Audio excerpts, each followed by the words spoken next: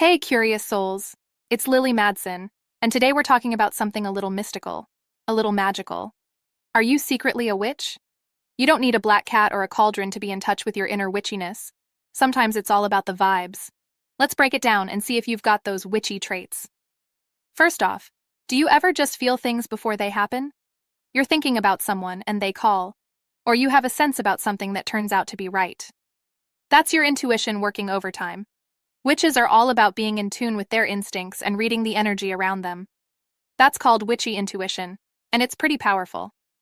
If you feel like you've got a little sixth sense going on, it might be your inner witch speaking up. Next up, let's talk about the moon. Ever feel restless or emotional during a full moon? Maybe you notice your energy levels are sky high. Witches have always been connected to the moon because it controls tides, emotions, and let's be honest, it's just so aesthetically witchy.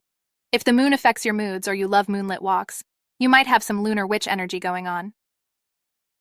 Speaking of nature, do you have plants? Maybe you can't walk past a herb shop without picking up something for your windowsill. That's some green witch energy right there. Witches love being connected to nature, whether that's through plants, herbs, or even spending time outdoors. So if you've got a mini jungle at home and love brewing herbal teas, congrats, you're giving off serious witchy vibes. And let's not forget about crystals. Are you someone who can't resist collecting a new crystal every time you walk past a shop? Do you have a rose quartz on your nightstand for love? Crystals have been used for centuries in witchcraft for their healing properties, and if you've got a little crystal collection growing, you might already be practicing some low-key witchcraft. And how about candles and intentions? Lighting candles for special moments and making a wish. That's witchy behavior, my friend. Setting intentions while you're lighting a candle is basically spell work in disguise. Witches use candles to focus their thoughts and manifest their desires.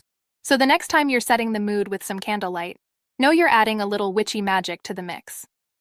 Oh, and ever feel a connection to Halloween that's a little more than just liking costumes? If spooky season feels like your season and the air just feels a little more magical, that's witchy energy. Witches have historically embraced Halloween as a time when the veil between the living and spirit worlds is thinnest. So if October 31st feels like your personal New Year's Eve, that's a pretty strong clue.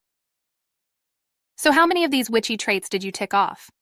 Whether it's that intuitive feeling or a love for the moon, you've got some modern witch energy going on. And here's the thing. Being a witch in 2024 isn't about spells and potions, although no judgment if you're into that too. It's about connecting with yourself and your own inner power. So embrace that magic. Love and peace, witches. Until next time, for more minutes worth every second.